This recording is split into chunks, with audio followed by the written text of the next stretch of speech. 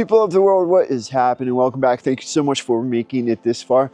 Now, when you share information and ideas on the internet like I do in the various places that Slanted Ground exists, that comes with a lot of questions, and I really appreciate questions and I do my best to answer them as they come in.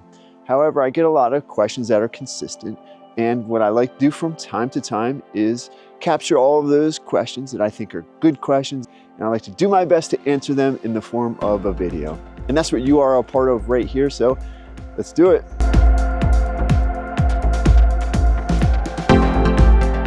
So I get this question a lot, and specifically to how I like to teach people how to jump, and that is to extend with your legs and extend into the arc and use your body mass to control your bike. So with that comes the extension of the legs, and I get a lot of questions as to whether or not you have to fully extend your legs or completely pop every lip. And the answer to that is no. So the reason why I like to teach full leg extension when jumping is because if you can jump and you can control a lip, you can control a transition, and you can master the timing and the body mechanics to extend off the lip and extend your legs and push into the transition the whole way off the lip and into the arc. If you learn that in the beginning, then you have all the skills that you need to control any jump. That means you never have to rely solely on speed to get over the jump. You're using what your body has to offer to help you gain that distance or help you gain that height. Now, with that being the case, you don't always have to pop or fully extend your legs off of the transition, because that's not always needed to control every jump or every transition. For instance, if you're coming in with a lot of speed, if you were to extend and pop and boost a lip, you might overshoot it. You might land deep, you might land to the flat. Whereas if you just kind of hold strong legs and just ride off of it, you could be okay, or you could potentially do the opposite. You could absorb it with your legs and absorb it with your body mass and scrub the jump or squash the jump and come back to the landing quicker than you would if you popped it. So all those techniques are valid, but it's much easier to learn those techniques of how to control your body mass and the physics of a jump when you understand how to pop a jump, how to extend off of it.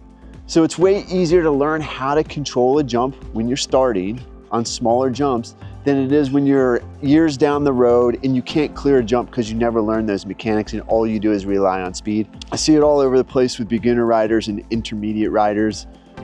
They just don't know how to pop a jump. It's something that you can learn on small jumps. You can learn it on bump jumps. And as you progress and take it to bigger jumps and bigger jumps, you will always have the maximum capabilities, the maximum tools at your disposal to control a jump. It's way easier to dial it back if you need to than wish you had skills that you never built up at the onset of your progression process. Do you support the push when dropping? That is, you push your bike forward off of a drop. So do I support the push method on all drops? Not at all. Certainly there are scenarios where the push method will get your rear axle over the edge before gravity takes its hold on your body mass. And in that case, it's beneficial. However, I see folks using the push method on every drop. And specifically when it's not needed, what it does is it puts your body in a bad position to really control your arc down to a strong, powerful landing that is in control. The push method overcomplicates a lot of drops when you do it when it's not needed. So on most drops, you're actually going to have the proper speed you need to ride off of it and land at the designated transition. And in those circumstances, you simply just come in high on the bike and you sink into the bike. What that does is it has your body mass controlled, centralized on your bike. And when your body mass is controlled and centralized and you fall into it, you have a really controlled arc back down to the ground, back down to your landing. Now what happens is if you push and you don't need to push, you find yourself backward on the bike, you're behind the bottom bracket, your body mass is rearward. And it just leads to some complications on landings at times where your front wheel is not weighted enough, you're not balanced, you risk skimming the tire with your butt on the drop when you push, and what that'll do is it just cause an instant over the bars. So for me, the push method is only valid if you are going very slowly and you absolutely have to clear that rear axle of the edge before gravity takes its toll. Now I get a lot of questions about training and how to get into shape for mountain biking and what my training regimen looks like. And to be honest with you, I don't really have a strict training routine that I do. I have very strong beliefs about training, that I will produce a separate video on. I'm not going to go into details in this video because it deserves a full video on its own. However, I believe that training starts with the mind before it starts with the body. I think a lot of people jump into the physical aspect of training and they don't get the results that they're trying to achieve because they've not properly trained their mind to prepare for the physical training. Now again, I'm going to go into a video about training, and it's going to have very specific beliefs of mine. And I think they come from a good, honest place, because the first time I ever jogged more than 3 miles, no training, I ran a marathon.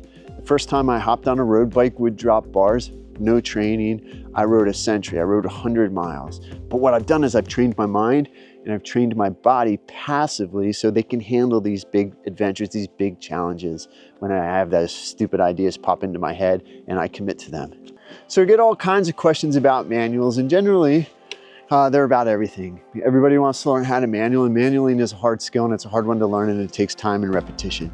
However, there are a lot of people that have the technique down. They go down and back, and the front wheel just comes off a little bit. And I understand that feeling. When you get to that point, you just feel like you can't do any more to get that front end up. And it just does not seem possible, okay? It doesn't seem like repetition will do anything to aid you in getting the front wheel up. I get it. However, what you need to know is that there's a big difference between just a little bit effort in going back and a little bit more effort going back, okay? And a little bit more effort going back can be enough to get that body mass, you know, above or behind the rear axle to the point where it's going to bring your front end up and you can start working on the balance. So again, what you want to do is you just want to be a little bit more aggressive with the down and back, and really think about sliding back and peeling the front wheel off the ground. For whatever reason, when I have those words in my mouth, peel the front wheel off the ground, it just comes up so much easier. I don't know what it is. I just, when I go down and back, the peeling up might put my hips in a position where I push into the bike a little bit and stand up a little bit. And what that does is it brings the front end up a little bit. And then when the front end comes up, then your body goes back further, and then you can sit down into it again. So the mechanics might look like this: down and back, push and stand up, and then sink into it more. I know that sounds like a lot, but all those things happen super quickly. So all those things together brings that front end up. So down and back and stand up. So you can practice it going slow. You can practice it almost coming to a stop. If you can get that front end up to that point, you can absolutely manual. The stand up part of it, you know, the more you stand up, the more then that front end will come down. So you just want to make sure that when you push into the bike and stand up a little bit, you shift backward and then back down if you want to ride the manual out for any length of time. Obviously I can't do that here. So down and back and stand up a little bit.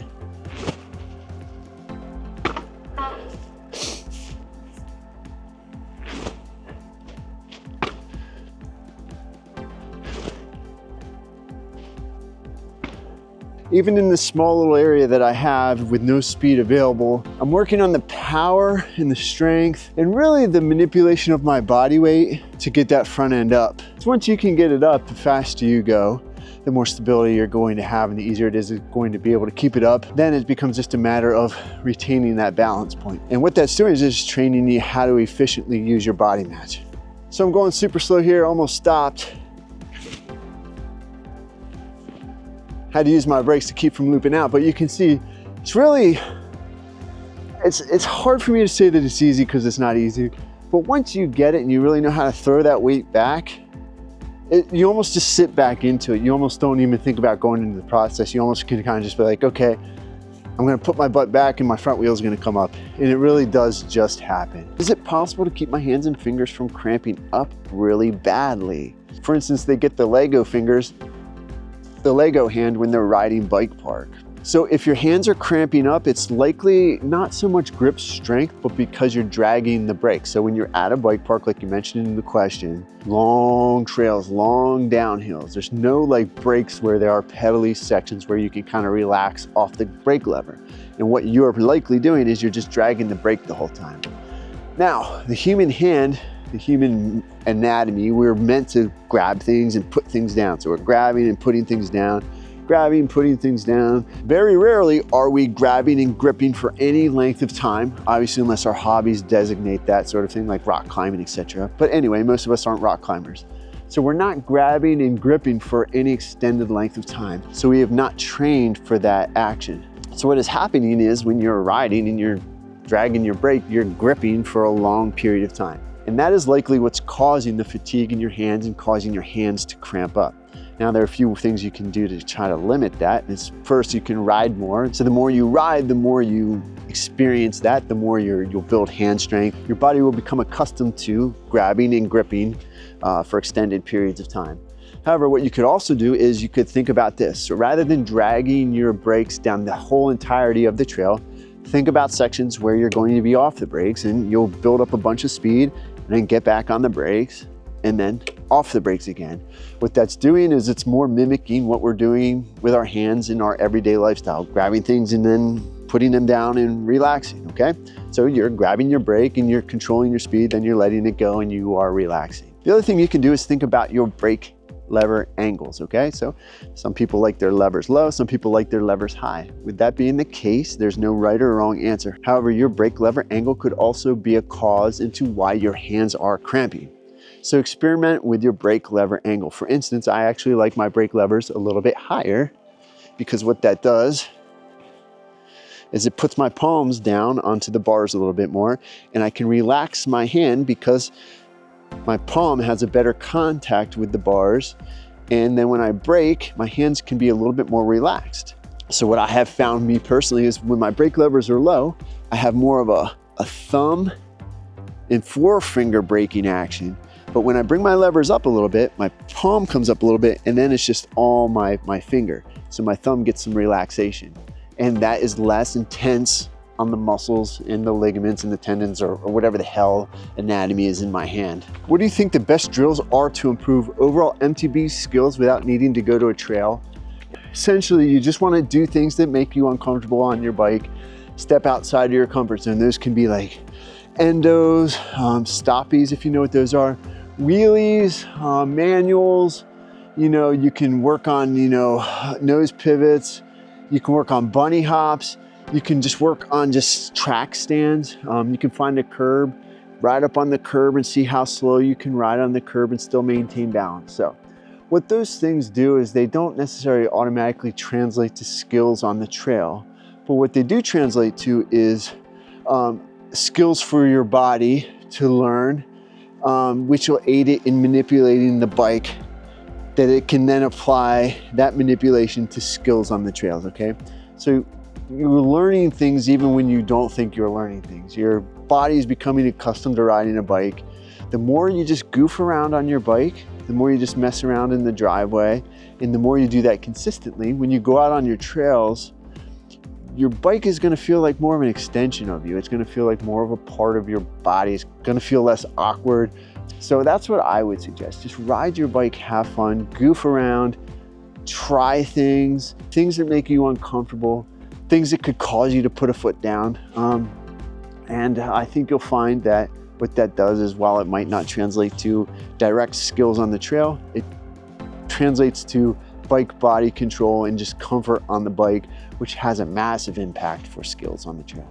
What's your background? How did you learn to ride the bike good enough to teach others? Well, so I've been riding bikes a long time, and for the entirety of that time, all the way up until this point right now and tomorrow and the years on after, I think and I will always believe that I'm a terrible bike rider.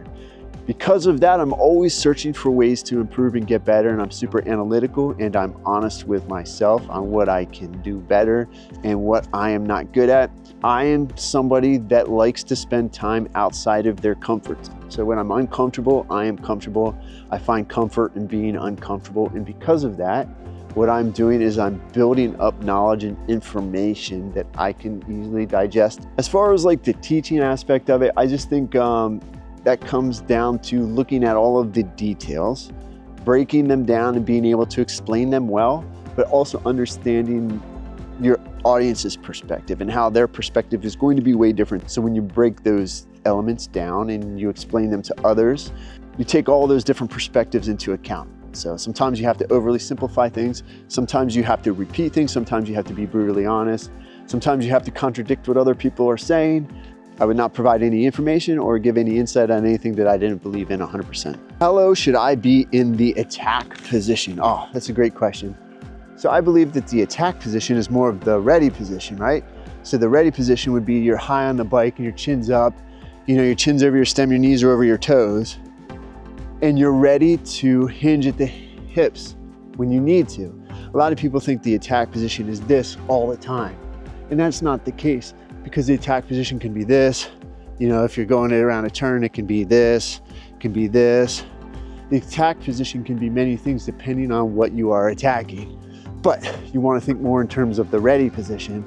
And that ready position is a position that allows you to go to all those different attack positions quickly, efficiently, and well balanced. Is MTB social content your only gig, or do you have another job?